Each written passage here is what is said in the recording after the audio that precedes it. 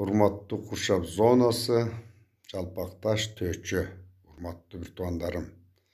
Сиздер өзүңүздөр билип билбей чоң саясат жараттыңыздар. Мамлекетти өстүрүүнүн бирден бир туура жолун баштап алгансыздар, билип билбей эле. Аны эми кайсы учурларды көрсөттүңүздөр билесиздер, Куршапта тротуар кылабыз өзүбүздүн күчүбүз менен деген далалат. Onu өзү мамлекет куруш керек эле. Мамлекеттин акыбалын туура түшүнүп, акчаларыңыздарды чогултуп ошо тротуар жасай баштадыңыздар. Пандемия учурунда мамлекет дары-дармек бериш керек эле. Мына Алмаз Калбаев деген үкем, Тынчтык Жумабаев, Алтынбек Эргешев, Пипа, дагы кимдер, Садыржан беле Салжан, эми көбүңөр эсимде жок.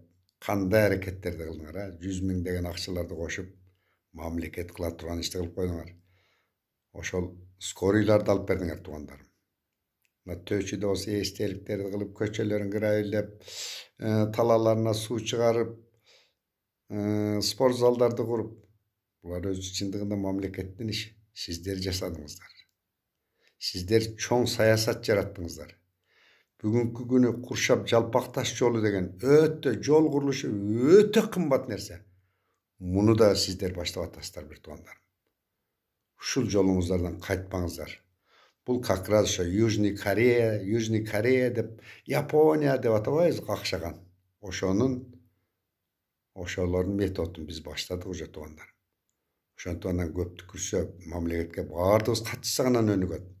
Анан сынчып алып эле сулуу сүйлөп кап деп эле жүрө берсек болбойт, аны билесиздер да. Ишенип коюңуздар. Мен деле жаш бала эмесмин. Адамдарды көрө билем. Президент өтө жакшы киши экен. Улук болсоң кичик бол дегендей, өтө маданияттуу, кичипейил, көздөрү жайнап турган, күйүп жайнап турат. Элимди өстүрөм деп, мамлекетимди өстүрөм деп, күйүп жайнап турат. Ишениңиздер мага. Каршы болгонуңуздар ойлоп көрүңүздөр. Бизде канча мугалим бар, канча врач бар, канча муниципалитет кызматкерлер бар. Почти 2 эсе көтөрүп койду айлыгын. Кайсы ишкер 2 эсе көтөрө алып атасыңар азыр? Прибылыңарды. Же болбосо кол астыңардагы жумушчуларга 2 эсе көтөрө алып атасыңарбы? Бул өтө кыйын иш. Ушул нерселер колунан келди туугандар. Так что мындай президентти